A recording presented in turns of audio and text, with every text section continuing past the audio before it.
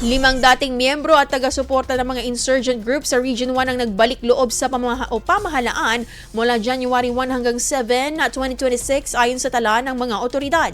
Sa 5 individual, isa ang dating kasapi ng communist terrorist group na kusang sumuko habang 2 ang dating communist terrorist group, supporters at 2 naman ang community financial organizer members na tuluyang tumigil sa pagsuporta sa mga gawain ng insurgency.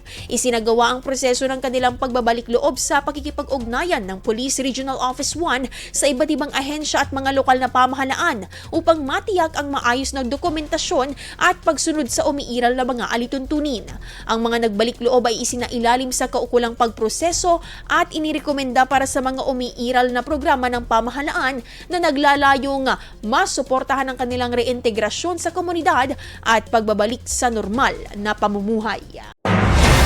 IFM News. IFM News. IFM News.